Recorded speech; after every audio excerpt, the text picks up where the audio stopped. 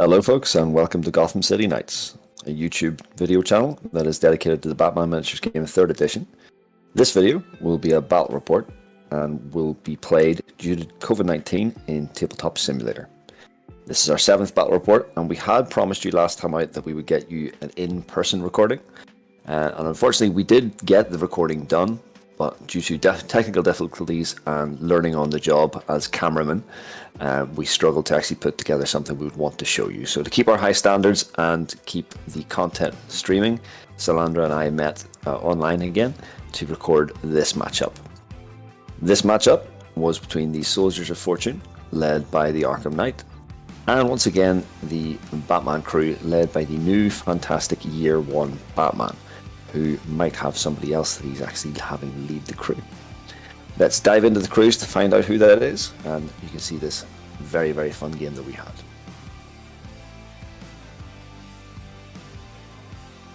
First up, we'll take a look at the Batman crew, piloted today by Salandra. So the contents of this crew mainly put together from a community discussion on the Arkham Regis Discord channel. The idea of this sort of mesh of boss, sidekick and henchman. So it's led by the Batman Year 1, which we saw about 4 weeks ago in a battle report between Organised Crime and Batman. He is selected as the boss, but actually he basically defers that to someone of Salandra's choice at the start of the game.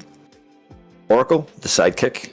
Oracle is very suspect driven, brings her own quite scoreable objective card, which is to do with having lots of suspects around her. But she also has scheming, which allows her to pull suspects about the board, and the hacking trait, which doesn't just allow you to move suspects, allows you to move any sort of event markers, those sorts of things as well.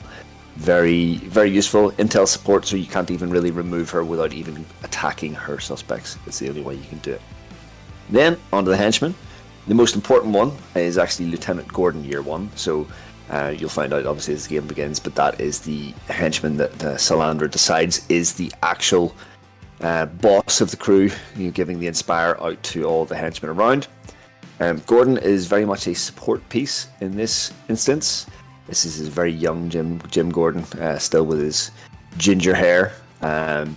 Isn't going to do much offensively, but he's there to pass that Inspire around, and has a very, very good new trait, which is called Coordination, which allows him to basically instruct another miniature to perform an action.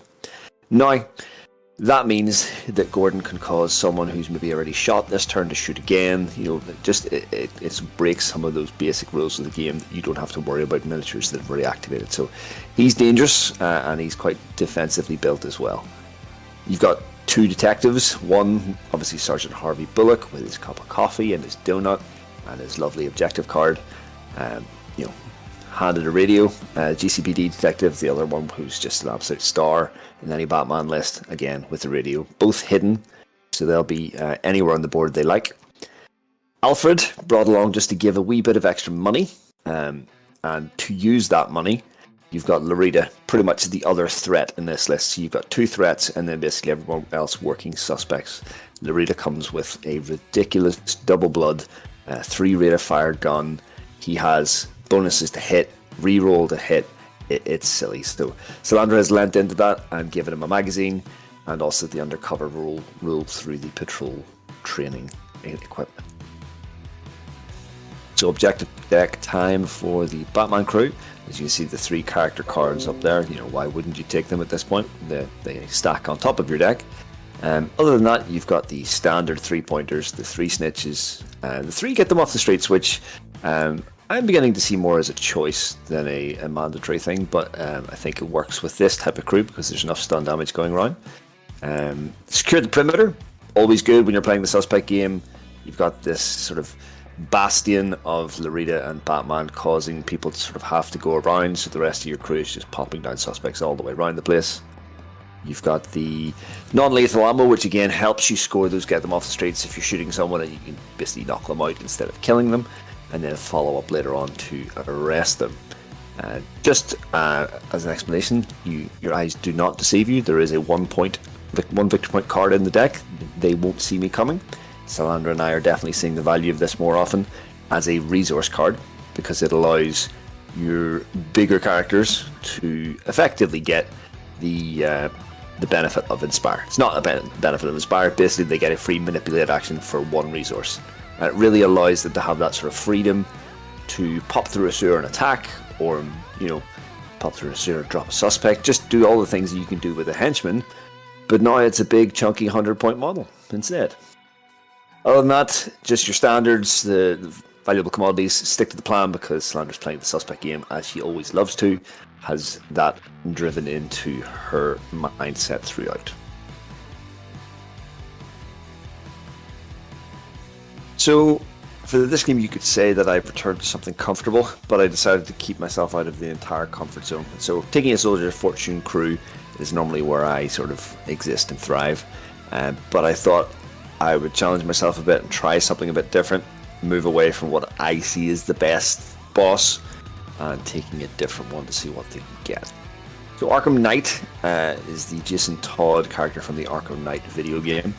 Very cool miniature, all covered in like coloured armour, nice sniper rifle, smoke grenades, and I've given him the reinforced gloves thing. So he has a couple of tricks. He brings a objective to card, but mostly I brought him because I wanted to see what I could do with radios spread among the crew, giving that Inspire and not being linked to being like around a bubble around the leader.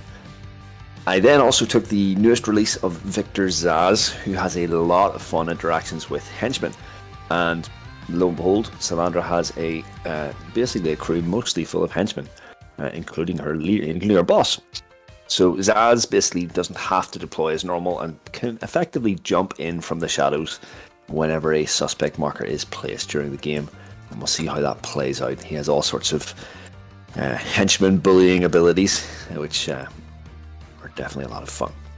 Henchman wise, we've got the tank in Malicia, the militia lieutenant, Infiltrate, otherwise known as Claire, who gets to deploy hidden, and Stealth Op, who gets to deploy undercover, all loaded to the nines with all sorts of drugs, radios, and other sorts of things. So on to the Soldier's Fortune deck. Not as many characters on that side, only get the one character card, which is the Arkham Knight one. Has a very nice resource on it as well. So 3-pointer and a good resource, which allows the Arkham Knight to take an extra action this activation. Then you've just got vaguely, probably as standard a Soldier's Fortune deck as I would take normally. The key highlights being the free for all, trying to get to the middle of the board, the domination, putting out those markers, and just, the invasions, if you want to play the suspect game at all.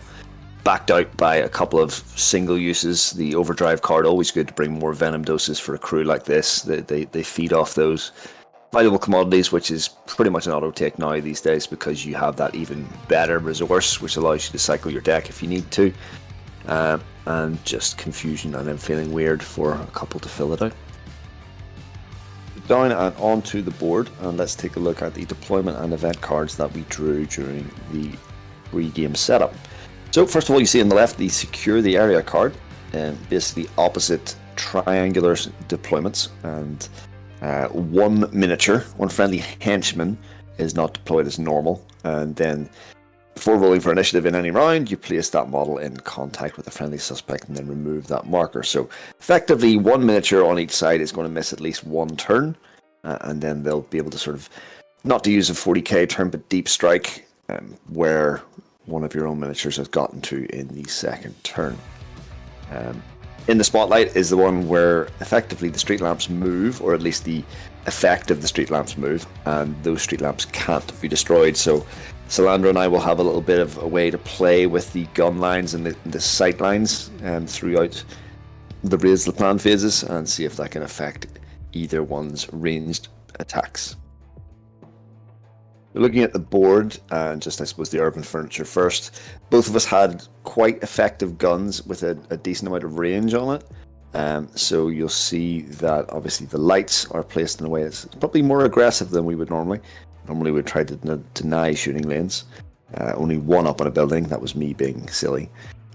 Then you've got fairly positively placed sewers as well. So Soldier of Fortune have obviously plunked one right down the middle so that they have access, hopefully, to scoring free-for-all, getting in and amongst the middle of the board. one towards the northeast, which is just sort of in case anybody needs to move from there, and then two pretty much at the same spot on either side towards the south, giving again both crews an access to that on turn 1.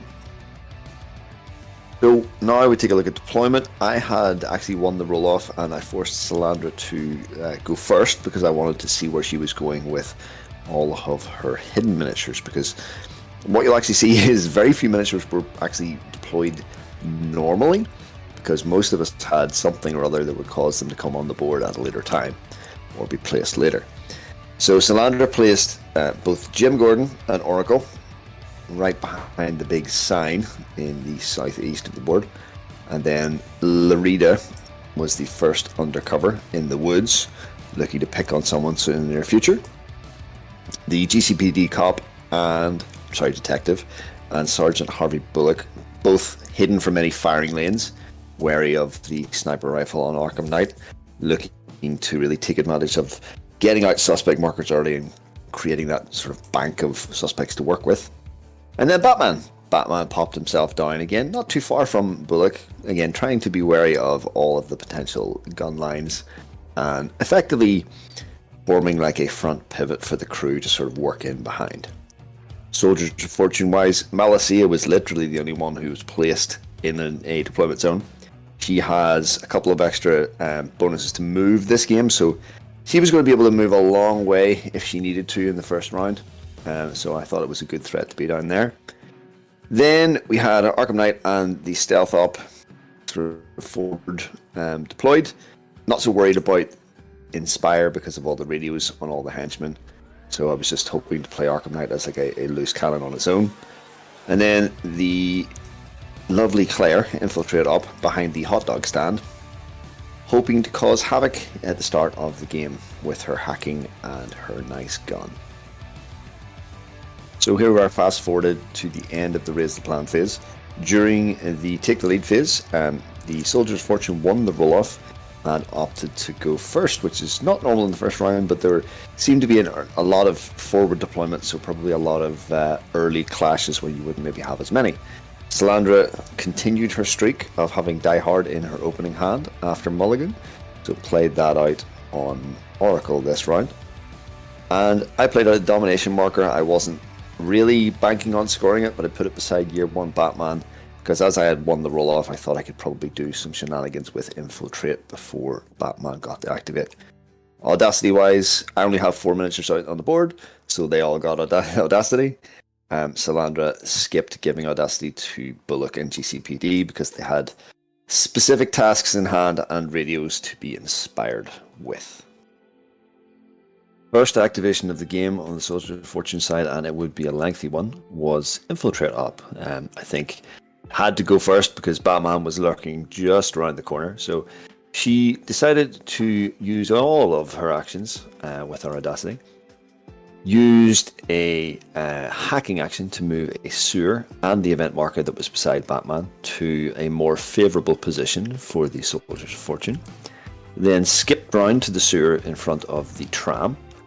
Aimed beyond Batman at Harvey Bullock with her night vision goggles and the medium range gun.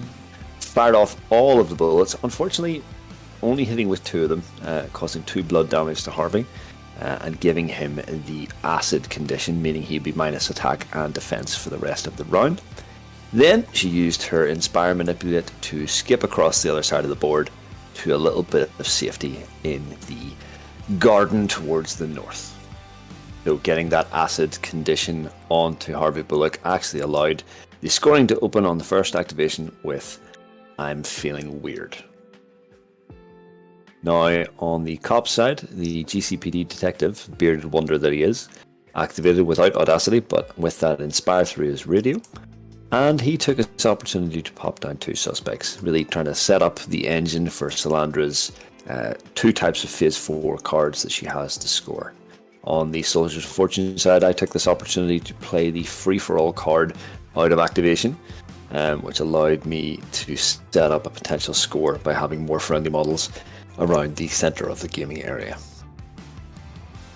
At this point, it was the Soldier of Fortune activation, but I decided that With only 4 models on the board and quite a bit of threat that hasn't activated on the Batman side, I decided to take a pass, looking for the right time and the right place to bring Victor Zsasz in at a later time.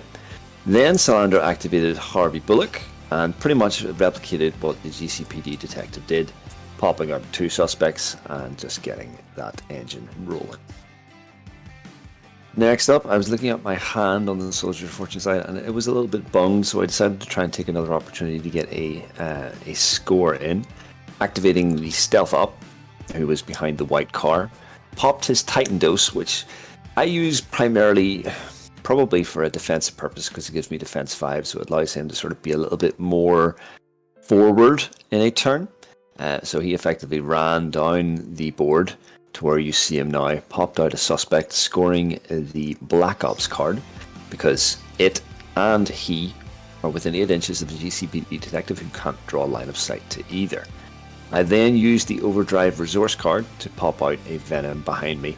At this point, I think I was trying to probably feed Arkham Knight, or at least the rest of my crew, some more Venom. So we'll see how that works. So Salandra and I played a little bit of chicken at this point with our passes. Basically did a no, you. So there were 2 passes back to back. And then Salandra felt that she should probably activate Larita as she had planned. So Larita, that mobile gun threat with the custom SMG, ran straight up the board after playing out a suspect before he left. Took aim at Stealth Up. Now, after Larita finished his move, I played the Groundwork card as a resource to basically use a suspect as cover. So I did get to remove 1 dice. I will say, throughout the entire game, Salandra and I both forgot that Larita and Stealth had bulletproof vests, so we didn't remove all the dice. Salandra did take aim and shot successfully, took 1 hit on Stealth, which he turned into stun damage with the non-lethal ammo card, scoring her first card of the game. So this is, I guess, where I probably took my first extension into Salandra's crew. I'd loaded Malicia up with all sorts of goodies to make her very hypermobile, and sniffed the opportunity that there might be a way to silence Larita after only 1 volley of shots. Specifically because if I knocked him out, I didn't expect him to get up because he's only endurance 5, and it's different to killing him, which Salandra has that cop card in, that you can actually bring people like Larita back to life. So I was trying to deny Larita being as useful as possible, so basically ran and used my Inspire Manipulate to get through the sewer that was in front of the tram to pop right beside Larita, who was probably unsuspecting. Popped a Venom Dose, because that obviously gives Malicia lots of goodies, free efforts, and 2 invulnerability on top of her lovely medium armor, and attacked Larita. Larita, looking at the double stun that Malicia does, did not effort at all, and Malicia efforted 2 times to not sort of overextend. Unfortunately, the only thing that got through the entire attack, despite loading up on those sorts of things, was 1 hit, and Larita basically looked at Malicia in shock that he was still conscious. Salandra put down the miniature after imagining she was going to have to remove it immediately, and I wasn't the best pleased, shall we say, at this point. Next up was the Year 1 Gordon, the boss of the crew, as it is at the minute. Salandra does want me to tell you she actually forgot that. And just to make a note for everyone, because this is the thing, if you're a henchman and also the boss, you can inspire yourself. So Gordon should have had an extra manipulate hit action here to perform.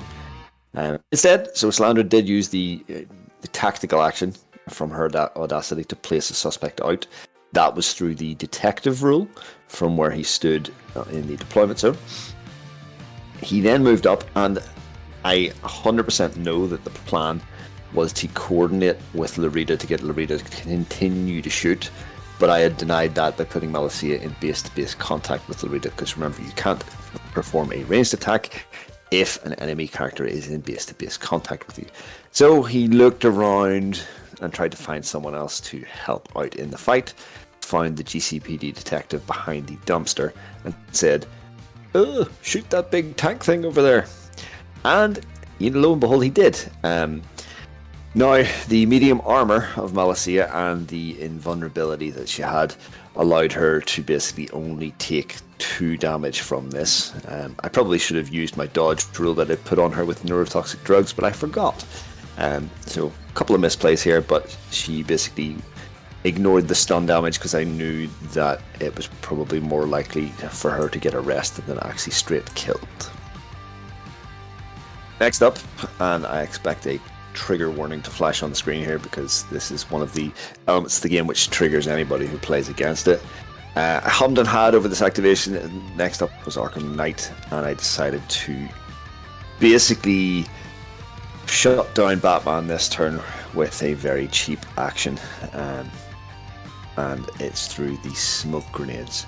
So as you see, I popped Arkham Knight through the sewer to the middle of the board, putting him near the middle of the board, hopefully to score the domination marker and the free-for-all. And now that takes one of your tactical actions, but then the special action called Vanish that Arkham Knight has allows him to perform an extra attack with his grenades. I popped that smoke grenade directly at Batman. Even though he was round the corner, the template still caught him because the target of the grenade wasn't. And that caused Batman to basically be blinded for the entire turn, meaning he couldn't draw a line of sight, and any sort of attacks or blocks would only hit on a natural 6.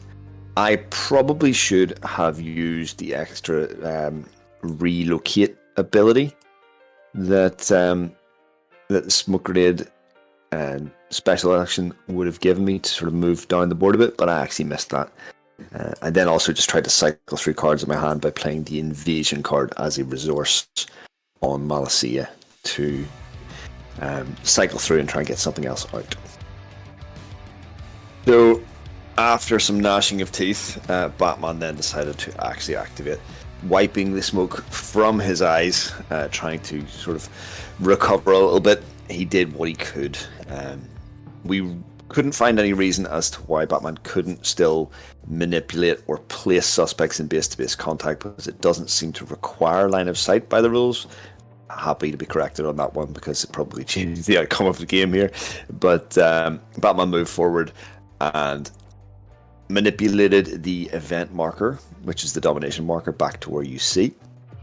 Then Salandra played the Won't See Me Coming card for 1 resource to give Batman another manipulate, to which Batman placed the suspect in front of him looking to use the Bat Beacon. I chose this as probably my last opportunity to get a useful deployment out of Zaz. So Zaz's rule reads, when a suspect is placed, if you haven't already deployed him, you may basically place him within 8 inches of that suspect marker, and then all henchmen rank within 6 inches of them get the enervating 1. Sorry, all enemy henchmen within 6 get the enervating 1 effect. So Zaz popped in, helicoptered in beside Sergeant Harvey Bullock, and looking to start his violent spree. Then Batman used the Bat Beacon to basically return to the safety of the cloud at this point. Didn't want to be in right in front of those sniper rifles that the Arkham Knight has.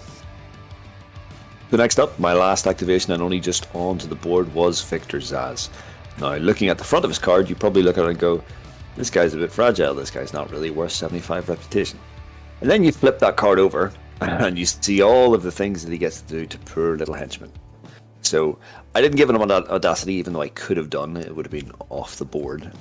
But because I knew I would be deploying him, hopefully in base-to-base contact with someone, he would just be able to use his tactical action as a tactical action to attack them. So, first up, normally attack 4, but with Frightening Reputation, Zaz becomes +1 attack and defense when either targeting or targeted a henchman. Second of all, there's awesome stuff about Master of Stealth, so you're not going to be able to see him in the sneak attack rule. But at the start of his activation, Harvey could absolutely see him, so that didn't apply here.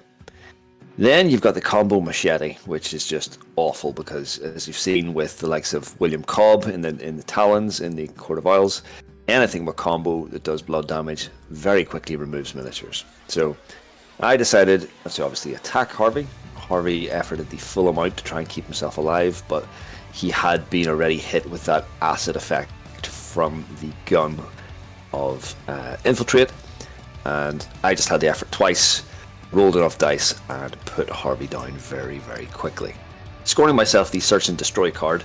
And then, because I triggered a casualty with Victor, two different things come into play. The Death Marks trait is when this model inflicts a casualty, it can either gain 2 attack markers, or 2 defense markers, or +4 move.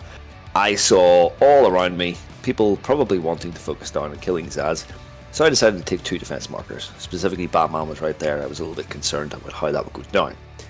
Then we have the Murderer trait. When this model removes an enemy model as casualty, it gains +1 free effort when performing an attack action and +1 to its basic move distance. Cumulative. So every notch that he gets on his, well, I was going to say on his belt, but clearly Zaz's thing is cutting scars into himself. He is going to be a bigger and bigger threat. Then I targeted any model within 4 inches line of sight. That model suffers the scared effect. This was the second last activation of the round, so that didn't really matter at this point. But all in all, very fun and very scary when Zaz hits the board. Rounding out the round, and probably this will be a lot quicker than the actual activation took, but we had to do a lot of measuring here. Oracle moved up, hacked away some suspects to create some space with her special action, and then popped down a suspect with her tactical action, getting a snitch out on the board in time for it not to be countered. So here we are at the end of the recount phase in round 1. The Soldier of Fortune and the Batman crew scored 5 cards each. We look at the Soldier of Fortune first as the first player of this round. Ground War was scored from hand in phase 4, with Stealth Op and Malicia both within range of that wall, which was within range of the good guy deployment zone. And then we saw throughout the round the free-for-all, which was only scored by only Arkham Knight being within 4 inches of the middle of the board. Search and Destroy as it scored, Black Ops had been scored by Stealth Op, and Infiltrate had hit that acid effect on the now deceased Harvey early in the round for the I'm Feeling Weird. So Salandra had a flurry of points to be scored at the end of the round, having only really scored the non-lethal ammo from Larita during the round. She had popped down the snitch in the last activation, drawn into the stick to plan, and secured the perimeter to win on those. And obviously the Die Hard that was placed on Oracle at the start of the round also scored. That left the scores at the end of the round, even though there had been a bit of a swing in terms of miniature loss, and Batman being shut down as an even 11 points each. Jumping into round 2, and during the take the lead phase, the Soldier of Fortune once again won the roll-off, committed to the Die Hard card on an Infiltrate at the top of the board, whereas Salandra and her Batman crew played the Netmaster card out on Oracle, hoping to surround her with suspects at the end of the round to score those points. During the Raise the Plan, Audacity on the Soldier of Fortune side went on Arkham Knight, Victor Zaz, the now appeared Militia Lieutenant, Stealth Up. Whereas on the good guy side, Alfred had appeared but wasn't important enough to get an Audacity. Oracle got an Audacity, James Gordon, Larita, and Batman. So just a reminder that both the Militia Lieutenant and Alfred miniatures appeared through the deployment type, which was that we basically had to sacrifice a friendly suspect marker to bring them in during a future turn. The lights were moved again, didn't really move all that far. I guess both of us were trying to either defend or attack with them, but they didn't really move to places that mattered. I will hold my hands up wholeheartedly here and say this was probably the worst decision that I made all game. Was I tried to get extremely greedy and lent into hand-to-hand combat in a way that I've pretty much told everyone in all our videos not to do. Malicia was the one that I activated, again, leaning on that idea that if she's got a Venom Dose, she can do work. So I popped the Venom Dose and decided to punch Larita to try and take him again out of the action before he could do anything. He efforted 0 times in defense, and I efforted twice for my free 2 efforts through the Venom Enrage or Venom Dose, and did literally 0 damage. At this point, I was ready to pick her up and throw off the board, but I decided instead to probably also make another poor decision by placing the cyber attack objective down onto two fairly attackable suspects that Salandra could get rid of. So that was probably a mistake as well. I could have picked different ones that might have been more difficult, or at least not dragged her to areas I didn't want her in. And now the payment is due for being silly with Malacia, and instead of just repeating the smoke grenade feat of last turn, Batman decided then obviously to take advantage of the opportunity. Ran up to Arkham Knight. Because he was outside of 6 inches, Arkham Knight couldn't see him. Sneak attack triggers. Batman efforted as much as he possibly could. Also used an effort to remove one of the cyber attack suspects. As you can see, it's not there anymore. And he absolutely wheeled on the Arkham Knight, hitting on all 8 dice on a 3 or more.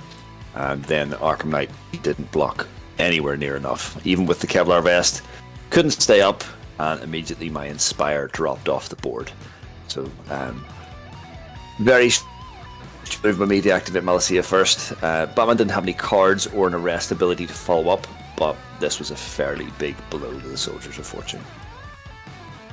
After having lost a fairly important stronghold and sort of footing of the board towards the centre of the Soldier of Fortune, by losing the Arkham Knight and losing the Inspire that he brings to everybody, because he's not removed, but he is KO, he can't inspire anybody. I decided to then activate Victor, because Victor didn't get no Inspire and he didn't need no Inspire.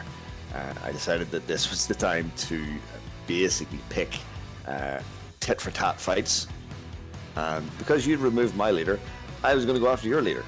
I'd actually made a pre-game bet with my other half that I would actually remove Gordon on turn 1 if things had gone well. Unfortunately, I'd lost that bet, but I did get to him on turn 2.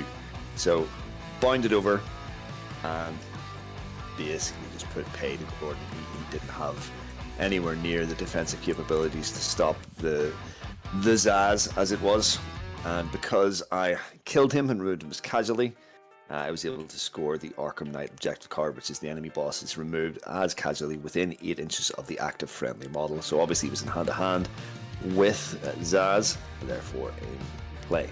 I also took this opportunity to play the valuable commodities card as a resource.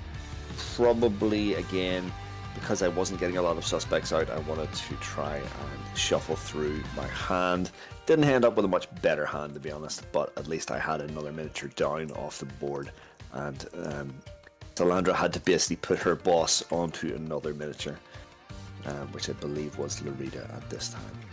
Just as a quick aside, and again, this is not something you'll normally come up against, but Salandra did have 2 copies of the Snitch card in her hand at this stage, and could have opted, but didn't at the time, opted to basically give herself an extra defense dice, which might have given her a block to keep Gordon alive. So, Larita, as the new boss of the crew, probably quite surprised by that, probably also quite surprised that he's taken 2 bops on the noggin from Malacia and still pretty much healthier than the tanky Soldier of Fortune, decided that it was his go. And as the boss, who would blame him? So, with his self-inspire G'ing himself up, he strode forward about an inch and a half away from Malacia just to get out of base-to-base contact, removed the second of the cyber attack suspects, which meant that failed to score for the Soldier of Fortune side, and aimed at something which is no longer there anymore. As you can see, there is a void where the lieutenant, the militia lieutenant, was, because he got shot down in his prime. Poor fella had only appeared in the game just at the end, or at the start of this turn, and took 3 bullets to the face and disappeared very quickly. At this point I was really struggling to get anything done. Normally this is the time that you like to pop down invasions, and I had one sitting right in my hand, but Infiltrate, sitting there with her radio. Radio is worth nothing if your boss is not answering on the other end of the phone, unfortunately. Arkham Knight fast asleep beside Batman. Infiltrate basically just made him move up the board to get into the fight next round. GCPD detective was the next, and you know what? Those two suspects that used to be there last turn got removed for whatever reasons have just been replaced by him, still cowering behind that dumpster there. That's all he did. One of those was the snitch, the one that was right against the board edge, to try and keep it out of the way of people. So even though there were tons of people down here, there was not a lot of them left to activate. We had Stealth up, then activate for the Soldiers of Fortune with his Audacity. He popped himself a Venom dose, and he thought, you know what, I'm going to put paid to some of these people in the middle of the board. He actually jumped backwards, picked up extra Venom dose that was on the board, charged forward, and went to attack Alfred. Alfred, sensing he was being attacked by a katana, very smart, decided to effort 3 times, so that meant that Stealth also had to effort 3 times. 2 of those being free through the Venom dose. Stealth then managed to get full maximum hits on the now defense to Alfred because Alfred is cowering and scared. However, cowering and scared Alfred managed to use whatever he is carrying, possibly his coat, to actually defend and ward off 2 of the hits from Stealth up, which was the maximum that he could survive, surviving on 1 health and frustrating me greatly. I also tried to place Stealth in a position that he could cancel the snitch beside the GCPD cop, so he's just 4 inches away from it as it was. I did manage to score Search and Destroy with this attack because I did get 2 hits after the efforts, but it still was frustrating that Alfred was still on the board nonetheless. So up next was Oracle in her intel support role again. And I will say loose play from myself allowed Oracle to find like the literal millimeters to hack the snitch further into the corner. If I'd played the Stealth up better in this position from attacking Alfred, he would have been able to at least deal with that snitch. Even if it had been moved, then she moved the other suspect that is just behind Malicia now into that corner, giving her, after, and I'm honest about this, it took us a good 20 minutes to keep measuring this. It's not something we'd look to do in person, but we found a sweet spot where Oracle could pop down another suspect and get the 8 or the 6 arounder that she needed to score her card at the end of the turn. So last activation of the round was Alfred, who had just appeared in beside the snitch from the previous round.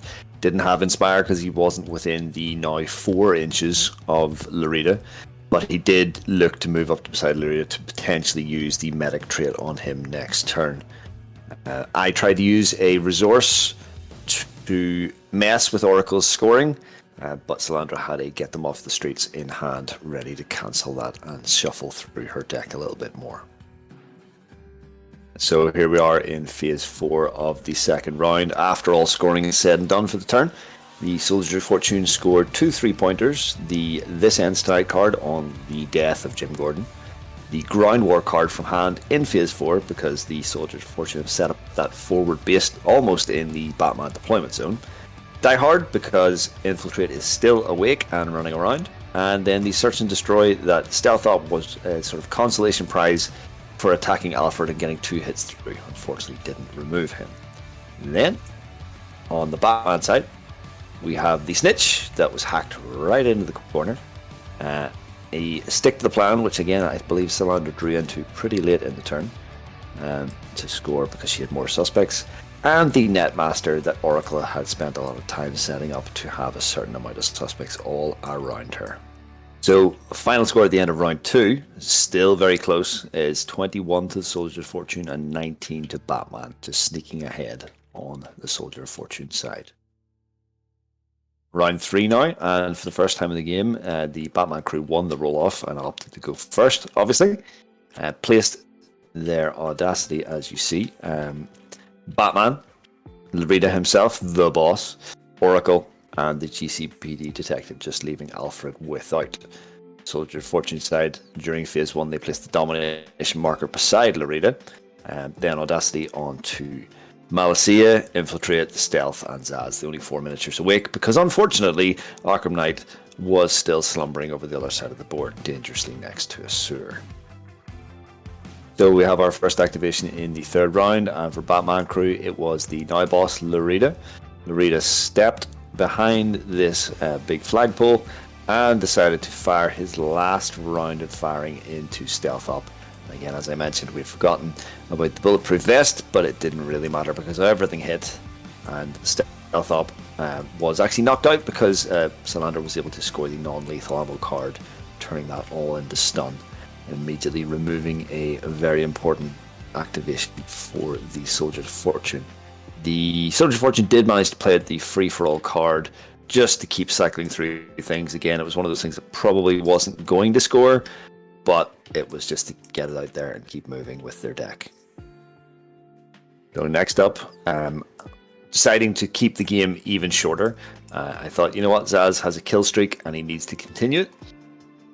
So the Scarred Murderer, in a pair of sweatpants, as you can see the new miniature is, basically jumped past Oracle, well, jumped past the essence of Oracle in the intel support kind of role, and decided that Stealth Up hadn't done a good enough job on Alfred, and the poor pensioner butler needed to die.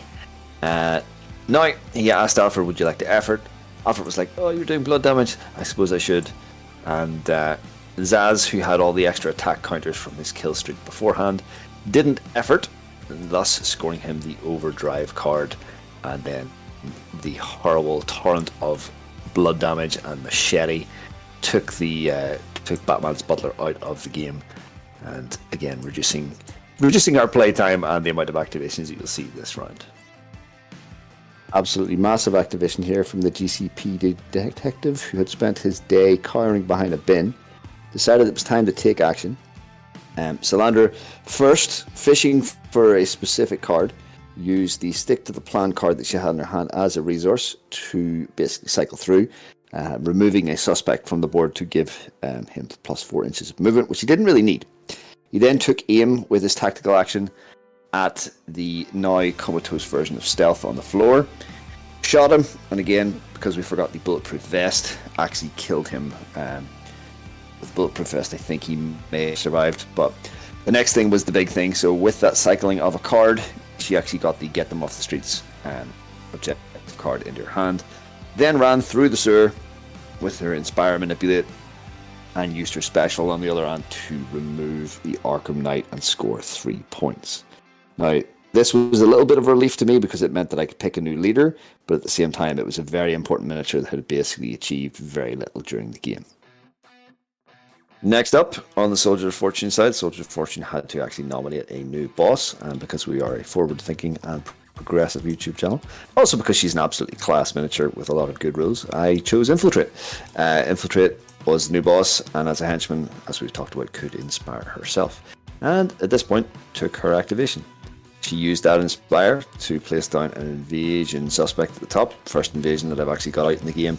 Very frustrating not having that Inspire trait for a turn and a half.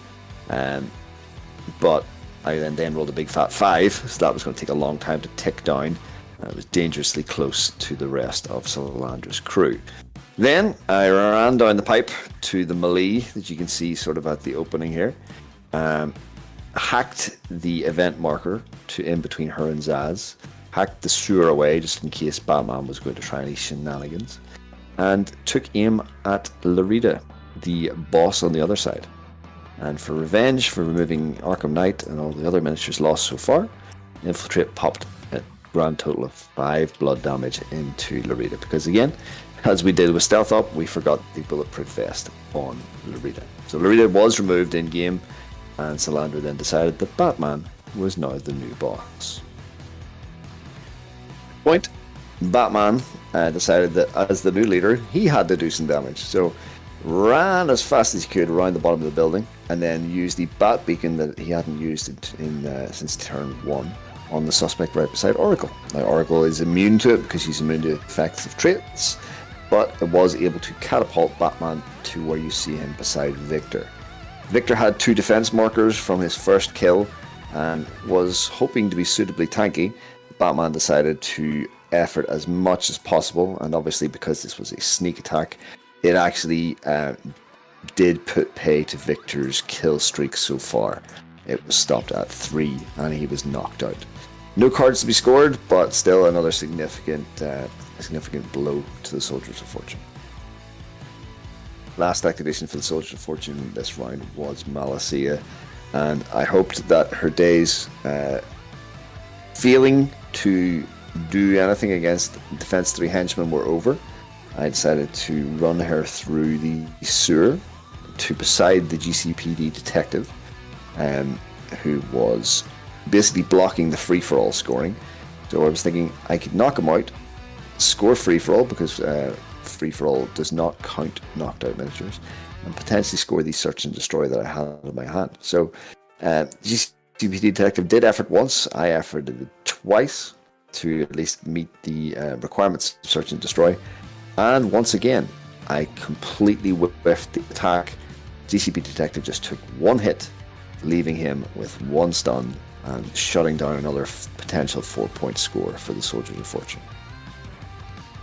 Oracle is the last activation. It is pretty much how she likes to roll, because there's no risk there at any stage through the intel support role, and mine was not a crew that was going after her suspects.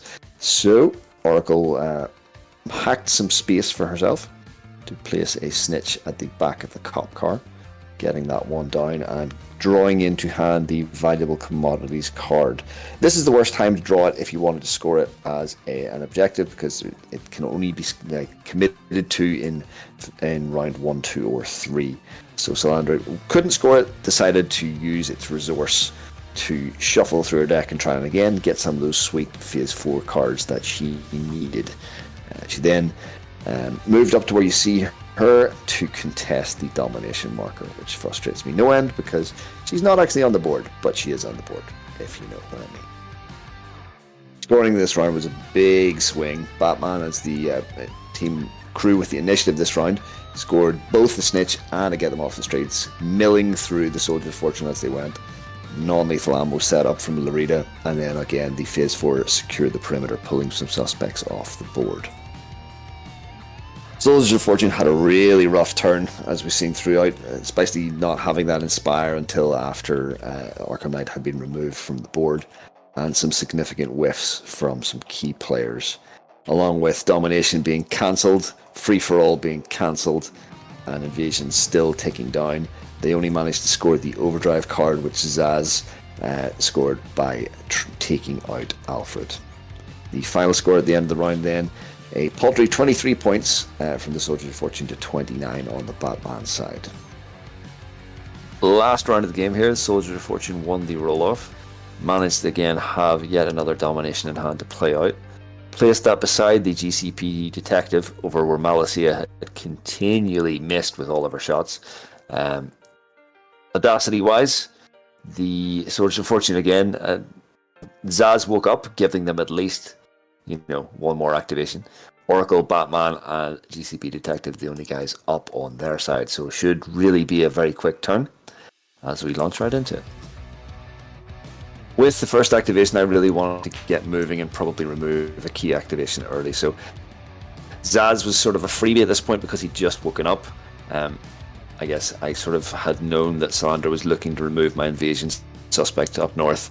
So I thought, right, if I can do something about Batman, then I can get more activations and score points. I had a search and destroy in hand, so all I needed to do was effectively get 2 hits on Batman. I decided instead of going with my machete, that I would go with my fists. Rolled an absolute ton of dice because Victor's kill streak would give him so many free efforts. And he had 2 attack dice from an earlier death marks. He rolled enough hits, but Batman just pulled enough blocks out, and he only took 1 damage, which I may have almost booted something through the window at this point. It was getting very frustrating that things just were on the precipice of dying at every point, and it wouldn't get me any of my cards scored and moving through my points. Here's another 5-point swing from Oracle. Effectively, she moved up board, hacked my invasion marker to beside herself, and removed it. Removing it not only denied me the 2 points from it, but it also let her score the Harvey Bullock character card because she removed an enemy suspect not within 6 inches of another cop. There isn't even another cop within 12 inches at this point, so that was very easy for her.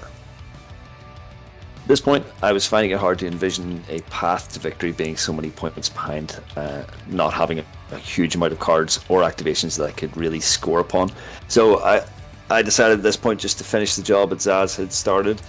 I didn't mention actually during Zaz's activation that I had critted Batman with the strength dice, and he was knocked down, which gave me an easier target. So I decided just to continue punching him on the floor, and because Zaz is already outnumbering him and Infiltrate efforted as much as she possibly could, I finally got the last damage through to knock out probably one of the more fragile Batman, but I like his utility. But it allowed me to score the Search and Destroy card from hand for 2 points. I did have actions left over that Claire didn't use, the special and the Inspire Manipulate, but I didn't really see any reason to use them at this point. It just wasn't going well enough for me. GCPD Detective decided that Cardus was the better part of Valor, which sometimes is definitely the right option, especially at this point of the game. After taking a miniature pounding from Malicia and still standing, he considered all sorts of options in the middle of the board. He considered trying to move the event marker away, trying to deny the free-for-all that I had just played from hand. Probably should have played that at the end of his activation to not give Salandra any more information, but I guess I wanted to cycle through as much as possible.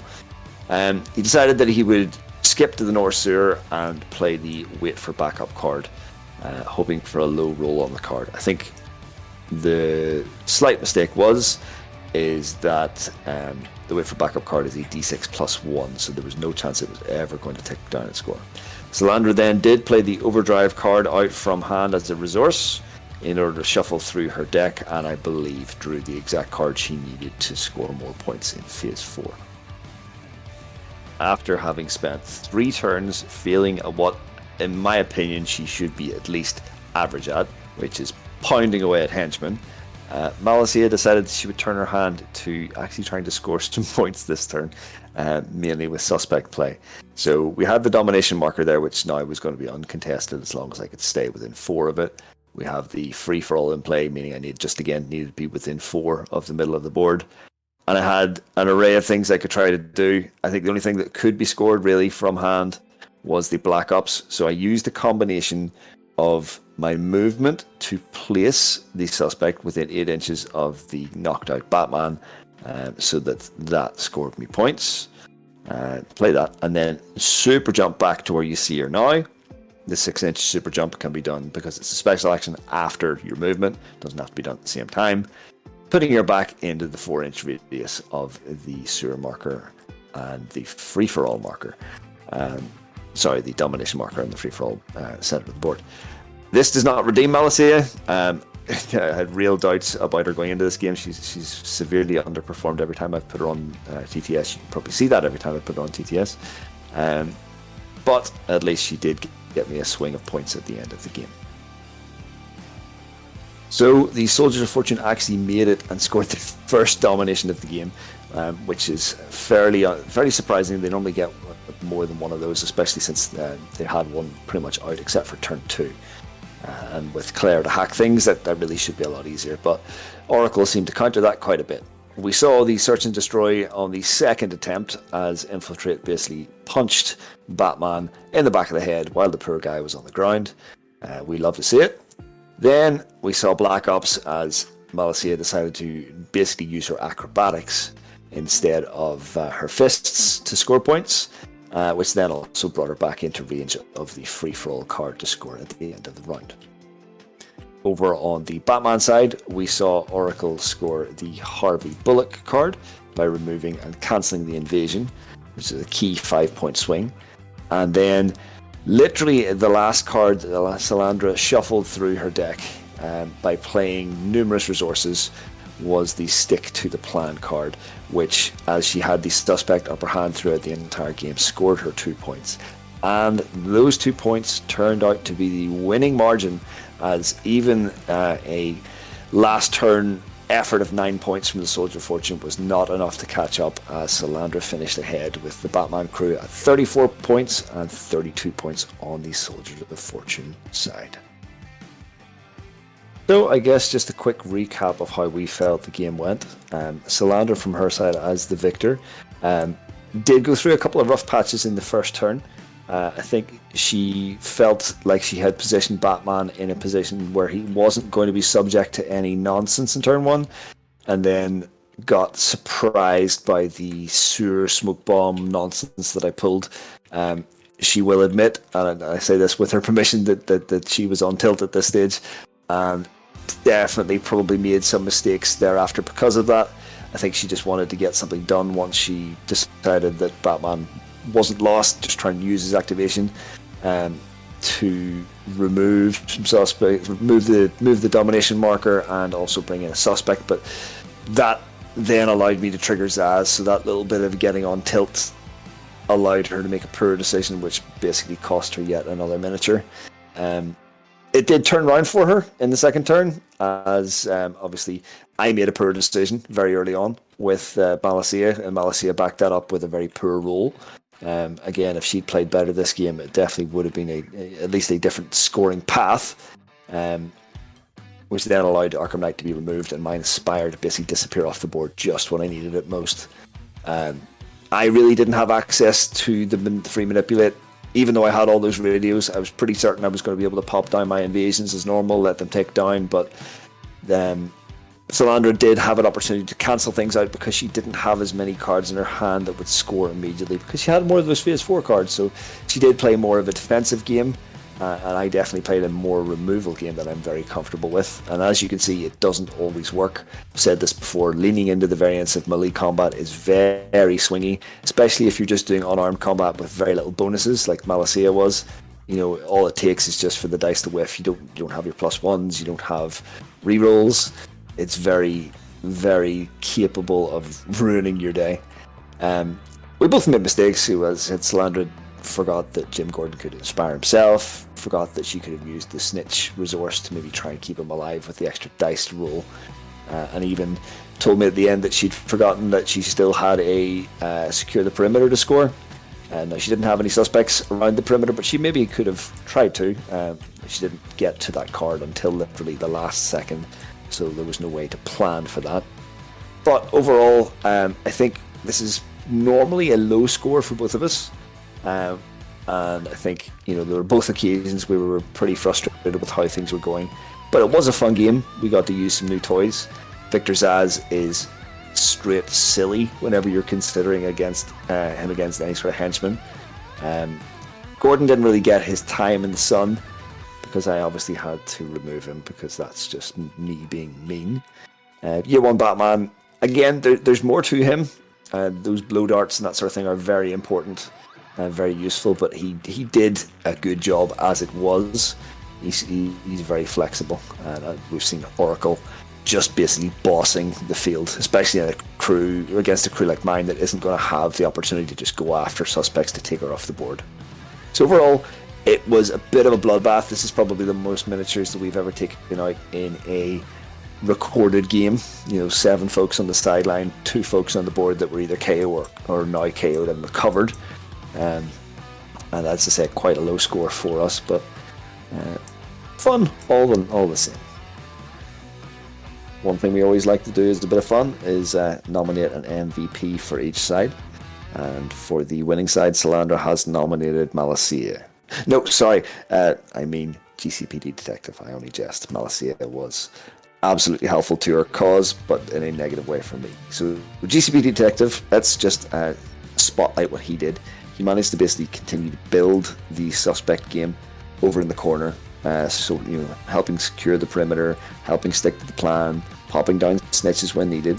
And then had that amazing activation where he removed 2 of the Soldier's Fortune's most important miniatures left on the board. Shooting a KO'd version of Stealth Up, killing him dead, popping through a sewer, and then arresting the leader on the other side, scoring the get them off the streets at the same time. He then managed to also stay alive after getting pummeled by Malacia, cancelling yet another 2 points, potentially 4, that the Soldiers of Fortune could have scored that turn. This guy comes in at 25, 26 rep, and he does more work than that absolutely every single time he gets played.